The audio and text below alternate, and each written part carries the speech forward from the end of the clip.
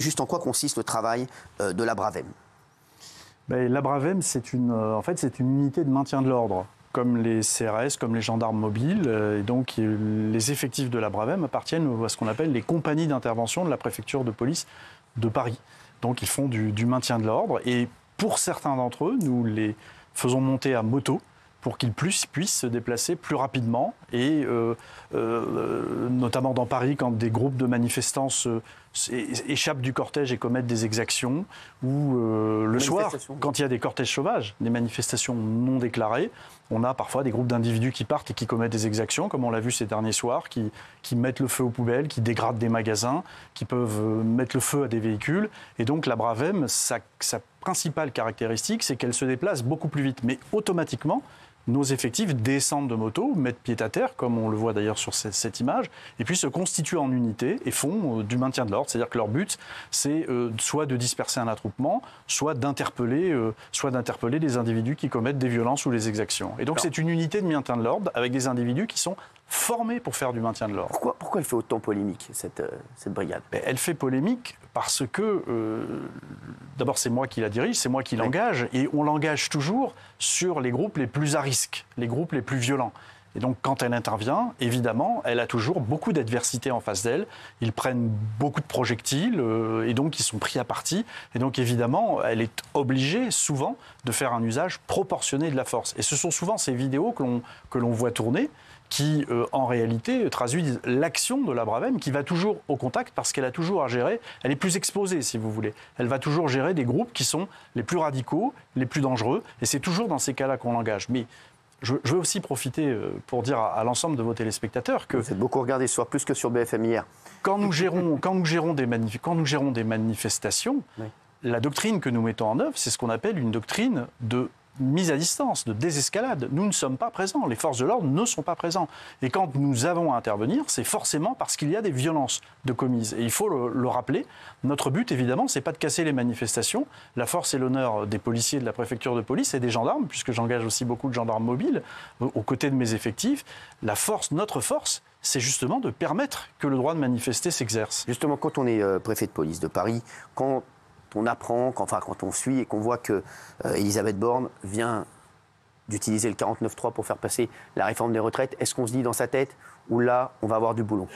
Non, on n'intègre pas ce type de paramètres. On sait qu'un certain nombre de manifestations peuvent dégénérer, quelle qu'en soit la cause. Vous savez, ce qui fait dégénérer les manifestations actuellement, vous savez, on a eu 10 intersyndicales qui se sont très bien passé dans les cortèges syndicaux. Oui, en revanche, on sait que dans les pré-cortèges, c'est-à-dire dans ces manifestants qui viennent devant les organisations syndicales, qui parfois atteignent un chiffre de 10 à 15 000, qui sont devant les organisations syndicales, on sait que c'est à l'intérieur de ce pré-cortège que se constituent des black blocs. Et quelle que soit la cause de la manifestation, dès lors que ces manifestations sont importantes, en général les black blocs, instrumentalisés par l'ultra-gauche, par des éléments radicaux, se constituent et commettent des exactions. Quand on entend des manifestants qui sont là vraiment pour exercer leur droit de manifester, dire on a subi énormément de violences, est-ce que ça vous revient ça ? Et qu'est-ce que vous dites à vos troupes ? D'abord, mes troupes, elles connaissent la doctrine. Pour chaque manifestation, on se réunit, on définit notre mode opératoire. C'est toujours la mise à distance. Donc, les manifestants ne subissent pas de violence. Ceux qui commettent des exactions, évidemment, nous allons en contact pour les interpeller, les empêcher de nuire. Mais nous n'intervenons jamais, et j'insiste beaucoup là-dessus, en dehors des cas de violence. Et c'est d'ailleurs pour ça que j'ai invité un certain nombre... Il n'y a pas de victimes collatérales parfois ? Non, il n'y a pas de victimes collatérales. Non, il n'y a pas de victimes collatérales. La réponse de la police, elle est toujours proportionnée. Évidemment que quand les policiers prennent des pavés, sont agressés, sont attaqués, évidemment que nous ripostons, mais de manière toujours proportionnée. Et quand il y a des dérapages... Il n'y a pas eu de dérapage. Mais quand il y a des dérapages, j'allais y venir. Quand il y a des dérapages, vous savez... Pour les policiers, c'est compliqué. C'est toujours l'inspection générale de la police nationale ou l'inspection générale de la gendarmerie nationale pour les gendarmes, et qui sont à ce moment-là obligés de s'expliquer et parfois même poursuivis en judiciaire. Donc il ne faut pas penser que les policiers échappent à toute poursuite. D'ailleurs, Gérald Darmanin a rappelé à juste titre hier encore que les policiers, c'est 7% de la fonction publique et 55% des sanctions qui sont appliquées. Alors, d'ailleurs, on en a parlé encore vendredi. Aujourd'hui, le rôle de la Bravem, c'est vraiment de se focaliser sur les casseurs. Oui, c'est la brigade de répression des actions violentes. Et donc, c'est une unité de maintien de l'ordre qui va être prioritairement projetée sur les groupes à risque. Mais parfois, ce sont des CRS, parfois, ce sont des gendarmes mobiles. Donc, évidemment, ils sont un peu plus exposés que les autres parce qu'on les envoie toujours sur des groupes violents et surtout de manière extrêmement mobile. C'est ce qui fait la force de cette unité qui est pour nous absolument indispensable pour maintenir l'ordre républicain dans Paris. Alors, Laurent Nunez, vous êtes préfet de police de Paris. J'aimerais vous mettre face à des images ce soir qui ont posé problème. En plus, vous avez accepté. Vous avez dit, voilà, des images, des vidéos qui font polémique. J'aimerais d'abord qu'on voit cette vidéo qui avait soulevé une grande indignation qui date du 20 mars dernier. Un jeune étudiant tchadien avait été victime de propos assez durs de la part d'un membre de la Bravem. Écoutez. T'as jamais fait une vraie branlée ou pas? Non, je te garantis quand t'as un jour ça va arriver. Vraiment, regarde tous tes potes, il y en a pas un qui bronche. Il n'y a que toi qui fais le guignol. Ils sont corrects. Le jour où ça va tomber dessus. J'espère que demain t'es déféré, tu vas prendre quoi, 6 mois? Tu vas passer en garde à vue, demain t'as une OQTF. C'est fini. Demain tu vas nationalité à la base. C'est ça en plus, un titre de séjour, tu fous le bordel. Il va partir au Tchad. Sérieux? Aïe, aïe, aïe. Ah putain, c'est pour moi ça. Eh, au Tchad. Et où avec les sergents, on a été au Tchad, nous aussi. Ouais, je fais le dopé avec ça. C'est ça que j'ai guerrier. C'est ça que j'ai guerrier. Là, il s'est accroché sur la route. Ouais, je suis déjà oublié avec toi. Ouais, t'as pleuré comme une petite fille, c'est incroyable. Laurent Nunez, vous aviez eu ces audios, vous les aviez... Bien sûr, oui. Qu'est-ce que vous dites quand vous voyez ça? Non, mais quand j'ai entendu cet audio, évidemment, les propos qui sont tenus sont inacceptables. Ce sont des paroles, hein, donc ce ne sont pas des faits de violence physique, mais ce sont des paroles qui sont des paroles graves, dont certaines sont susceptibles de tomber sous le coup de qualificatifs pénaux. Et donc, évidemment, j'ai immédiatement saisi l'inspection générale de la police nationale. Vous savez qu'il y a une enquête judiciaire qui est par ailleurs diligentée. Cette enquête est en cours. D'accord. Alors, il y a une autre image aussi qui a énormément fait parler. C'est cet homme qui prend un coup de poing de la part d'un membre, apparemment ce sera un membre de la Bravem. Regardez.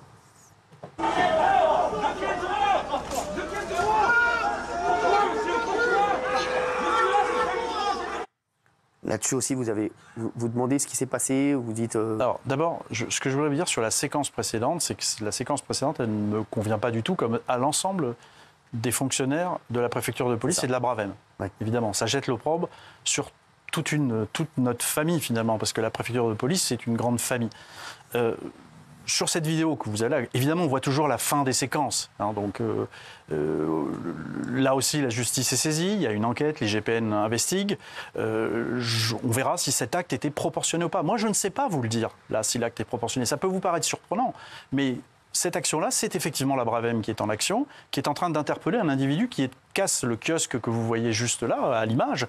Et donc un individu est en train d'être interpellé par la Bravem, et vous avez tout un tas d'individus qui empêchent cette interpellation, dont l'individu qui chute au sol. Et l'enquête, elle va précisément servir à déterminer si l'acte est proportionné ou pas. Moi, je n'en sais rien. Moi, je ne préjuge pas. Là, vous faites une enquête et... Il y a une enquête en cours, mais je ne préjuge pas que ce soit un acte disproportionné. Nous verrons bien. Cet homme a été pris en charge ensuite, d'ailleurs, par les effectifs de police, et notamment par un sauveteur qui faisait partie de la préfecture de police. Et ensuite, il est reparti. Moi, je ne préjuge pas de ce qui s'est passé. C'est ce qu'il faut bien comprendre. Il y a une enquête. Il faut laisser le temps aux investigations de se dérouler. Alors, cette question, il y a une question qui tourne, c'est la dissolution de la Bravem. Il y a une pétition officielle qui a été lancée sur le site de l'Assemblée nationale. Comme tout citoyen peut le faire apparemment, et elle demande la dissolution de la Bravem. Elle a recueilli 250 000 signatures, et Jean-Luc Mélenchon, bien sûr, a beaucoup parlé de la Bravem. Il a eu des mots très forts. Non seulement il les dégagerait, mais à ses yeux, ses agents devraient même se faire soigner. Regardez ce qu'a dit Jean-Luc Mélenchon. La Brave, c'est une unité, on a connu ça autrefois, ça s'appelait les voltigeurs motocyclistes. Après la mort de Malik Oussekine, il était apparu, ce qui était une évidence, que 2 hommes jeunes sur une moto, dans la furie d'un soir, dont un une matraque, clairement ça finit toujours mal. Ce n'est pas une activité normale d'être candidat pour aller frapper à 2 sur une moto des gens dans la rue. Et monsieur Gendre, j'ajoute que si cela finira par se produire, il y a un gouvernement de la NUPES un jour ou l'autre, nous dissoudrons évidemment si ça n'est pas fait, mais c'est pas tout. Nous enverrons ces jeunes gens se faire soigner. Alors Jean-Luc Mélenchon, alors on sait que les membres des forces de l'ordre parlent souvent de Jean-Luc Mélenchon, puisque c'est vrai qu'il n'est pas tendre avec eux. Quand vous l'entendez dire ça, vous dites quoi? D'abord, sur le fond, je voudrais corriger une inexactitude qui est dans la bouche de beaucoup de commentateurs, hein, pas que sur les voltigeurs. Dans la bouche de Jean-Luc Mélenchon, sur les voltigeurs. Oui, l'assimilation qui est faite avec les voltigeurs est fausse. Dans les années 80, vous aviez des unités comme la Brave qui circulaient à moto, mais le passager faisait de leur public à moto. Donc ils avaient une espèce de trick et ça n'a absolument rien à voir. Nous, c'est un moyen de déplacement et dans la doctrine d'emploi, c'est totalement proscrit. Et si nous avions enregistré un dérapage, un passager qui commettrait qui exercerait des actes de maintien de l'ordre en moto, évidemment que ce serait une faute. La doctrine, c'est de mettre pied à terre et d'agir. Sauf évidemment, il ne faut pas l'oublier, le cas d'extrême légitime défense. Sur la dissolution de la Bravem, non, évidemment, je n'y suis pas favorable comme préfet de police, parce que cette unité, dans le type de violence que nous connaissons aujourd'hui, avec des groupes qui se dispersent, qui sont très mobiles, pour pouvoir les rattraper, les récupérer, les empêcher de nuire, il faut se déplacer très vite. Et la Bravem est absolument indispensable. Et puis ensuite, vous avez parfois... moi, je n'ai pas à commenter les propos d'hommes politiques. Hein, j'ai évidemment beaucoup de respect pour les fonctions politiques, à commencer par les parlementaires du parti de M. Mélenchon, avec lesquels je suis régulièrement en contact pendant les manifestations et qui m'appellent quand... C'est compliqué le discours de Jean-Luc Mélenchon. Ce que je n'accepte pas... Ils le disent tous. Ce que je n'accepte pas, c'est évidemment quand je considère que ces propos peuvent avoir un caractère insultant. Et il m'arrive évidemment de saisir la justice, puisque je suis, comme autorité d'emploi, responsable de la protection de mes agents. Évidemment que dire que mes fonctionnaires de la Bravem, il faut qu'ils aillent se faire soigner parce qu'ils ont des problèmes psychologiques pour monter sur une moto pour casser des gens. Évidemment que, de mon point de vue, ça n'est pas acceptable et je saisis la justice. Et c'est la justice qui tranchera, puisqu'elle a été saisie sur une saisine de ma part du procureur de la République de Paris. À partir de 500 000 signatures, l'Assemblée nationale peut décider d'organiser un débat en séance publique sur la pétition. Il y a 250 000 signatures. Ça vous inquiète ou pas ? Non, je ne suis pas inquiet parce que la Bravem a démontré toute son efficacité maintenant depuis qu'elle a été créée, depuis 2019. Et il serait totalement irresponsable de notre part de renoncer à ces unités qui, encore une fois, font un travail remarquable. Et quand on a des cortèges sauvages comme on a eu ces derniers soirs dans Paris, sans la Bravem, on aurait eu beaucoup de difficultés à contenir certains débordements. Il y a 72 heures ou 4 jours, un soir, on avait quand même des groupes qui se sont détachés d'une manifestation déclarée, je ne mélange pas les deux questions, et qui ciblaient sciemment l'hôtel de ville, la mairie du 11e arrondissement, et puis le commissariat du 11e. Et grâce à la Brave, nous avons pu tout de suite nous déployer devant ces deux sites publics pour éviter des exactions. Les manifestations en ce moment, ce qui se passe d'ailleurs partout en France et notamment à Paris, puisque vous êtes préfet de police de Paris, est-ce que ça vous inquiète ? Est-ce que vous dites qu'on n'a jamais vu une telle violence ? Moi, c'est ce que disent les policiers qui sont sur le terrain, c'est ce qui me revient. Est-ce que vous avez déjà vu une telle violence ? Est-ce que vous dites là, c'est compliqué ? En plus, c'est très récurrent, parce que c'est vrai que les gilets jaunes, on se disait c'était une fois par semaine. Là, c'est encore plus récurrent et c'est vrai qu'on dit que sur le terrain, la violence est inouïe. Il y a une violence d'une minorité de personnes qui sont essentiellement les individus ultras. Et donc, encore une fois, les manifestations nous posent des problèmes que lorsqu'il y a constitution du Black Bloc, dans les pré-cortèges, les manifestations syndicales se passent bien. Et effectivement, que le Black Bloc prend à partie nos effectifs de manière extrêmement violente. Il y a énormément de jets de projectiles, de prises à partie. Nous avons énormément de blessés. Donc j'ai plus de 400 blessés depuis le début du mouvement, policiers ou gendarmes, dont une quarantaine ont été conduits, ont été hospitalisés. Donc évidemment qu'il y a un niveau de violence qui est absolument intolérable, mais qui n'est que le fait d'une extrême minorité. Et nous sommes là justement pour maintenir cet ordre républicain et empêcher ces individus de nuire, et c'est ce que nous faisons. Mais on ne fait pas que les empêcher de nuire, on ne fait pas que éviter les exactions. On protège aussi souvent les cortèges syndicaux et on permet à la liberté d'expression de s'exprimer. Vous, en tant que citoyen, vous êtes pour la retraite, pour cette réforme ou pas ? Je n'ai pas à me prononcer sur cette question. Moi, je suis préfet, je ne ferai aucun commentaire là-dessus, bien évidemment, bien évidemment. Vous savez quel âge vous, monsieur Nunez ? J'ai 59 ans, monsieur Hanouna. 59 ans. Vous avez le temps. Ah oui, vous avez le temps. Regardez, Daniel Moreau est encore là. Laurent Nunez, je voudrais qu'on revienne aussi sur cet événement qui est passé vendredi. Nous, on voulait bien faire, puisqu'on a invité 4 policiers. On a dit qu'il y avait... Regardez ce que dit le jeune homme dès le début. Il dit, il y a des... Enfin, on l'a repassé tout à l'heure.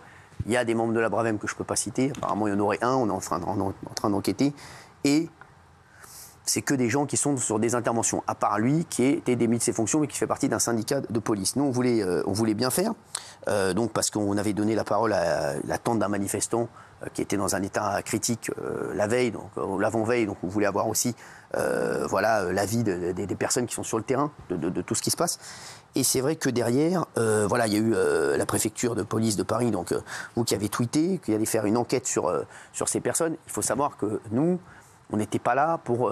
D'ailleurs, on a vu le discours de ces jeunes hommes qui étaient tout à fait construits et qui n'étaient pas contre la police ou contre les autorités, ou contre contre vous ou contre c'était vraiment, ils avaient un discours assez sensé. Et vous avez dit que vous alliez saisir le procureur de la République pour une enquête administrative. Nous, on a, je vous le dis, l'identité de ces 4 personnes. On les a. Est-ce que vous pouvez, nous demander de vous les donner ou pas? Parce qu'on ne les donnera pas pour, forcément... Non, je ne peux pas vous demander, M. Hanouna, ces identités, parce qu'il y a une enquête administrative qui est en cours, l'IGPN est saisie. Et même dans le cadre de l'enquête, vous ne pouvez pas nous demander? Et il y aura probablement une enquête judiciaire qui sera ouverte. Moi, j'ai saisi la procureure, c'est elle qui va... Moi, je vais vous dire comment j'ai vécu cette séquence. Oui. Vous me le demandez. Ce sont des effectifs qui viennent sur votre plateau et qui se revendiquent comme étant membres d'une unité que je dirige. Alors, il n'y en a qu'un. Ils n'étaient pas tous. C'est bien ce qu'il a dit tout de suite. En tout cas, il parle de la Bravem, des conditions d'emploi. Oui, mais moi, je considère, comme préfet de police, quand je vois cette séquence, que j'apprends d'ailleurs que finalement vous avez convoqué un fonctionnaire qui a été révoqué, qui parle au nom de la Bravem. Oui, non, moi je considère. Non, il dit tout de suite qu'il ne parle pas au nom de la Bravem. Mais je considère des brigades d'intervention. Tous les gens qui ont vu cette séquence ont considéré que c'était des membres de la Bravem.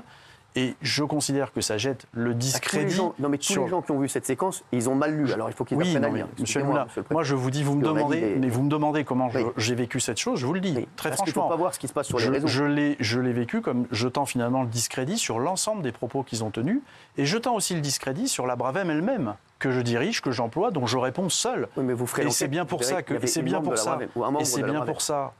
Parce que c'est bien pour ça que j'ai accepté évidemment de venir sur votre plateau. Le ministre de l'Intérieur me l'a proposé pour que nous parlions, comme nous l'avait fait, de maintien de l'ordre. Mais c'est pour ça, parce que c'est moi qui porte la voix de la Bravem. Ou des fonctionnaires qui me demandent l'autorisation, qui veulent s'exprimer en plateau. Ils n'ont pas demandé l'autorisation, c'est vrai.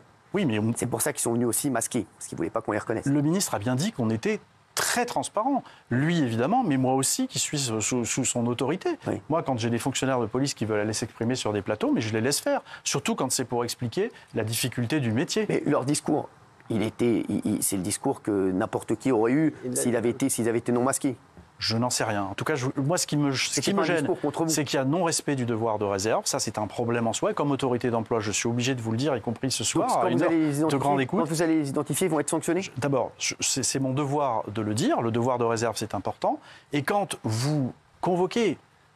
quand vous avez un fonctionnaire, non, mais vous avez un fonctionnaire qui a été révoqué, M. Hanouna, et qui parle au nom de la Bravem. Oui, pour moi, c'est un problème. Il ne parle pas au nom de la Bravem, il parlait au nom des brigades d'intervention. Et en tant qu'ancien, il l'a dit tout de suite. Homme de terrain. C'est normal. J'invite tout le temps des gens qui ont déjà été sur le terrain ou des gens qui ont fait, même que ce soit dans n'importe quelle branche de métier, corps de métier. Donc voilà, je vous le dis. Donc ça n'a rien à voir. Il ne parlait pas au nom de la Bravem. Et d'ailleurs, il l'a souligné tout de suite. Il a dit, moi, attention, je ne fais pas partie de la Bravem. Je parle en tant qu'homme de terrain. C'est le seul qui est révoqué. Si vous trouvez l'identité de des trois autres, vous allez les enguirlander? Administrativement, oui. Je ne peux pas vous dire autre chose. Il y a un manquement au devoir de réserve. Pour celui qui est révoqué, je suis désolé, mais il porte un brassard police, il n'est plus policier. Donc voilà, il y a un certain... Moi, je ne peux pas vérifier ça. Encore une fois, il y a des investigations en cours. Moi, il ne m'appartient pas de me prononcer. J'ai fait mon devoir, qui était de saisir l'inspection générale de la police nationale et de saisir le parquet de Paris. Voilà. Alors vous allez voir, et puis on verra, puis vous verrez bien qu'il n'a pas parlé au nom de la Bravem. Après, ce brassard police ou pas, il paraît qu'il fait partie d'un syndicat de police encore, donc vous vérifierez, mais apparemment, pratiquement sûr qu'il fait encore partie d'un syndicat de police. Mais il n'est plus policier. C'est lui qui s'est identifié lui-même. Oui, il demande sa réintégration d'ailleurs. Ouais, exactement, il demande sa réintégration. Voilà, exactement. Donc vous verrez, vous mènerez l'enquête et vous nous direz. Absolument.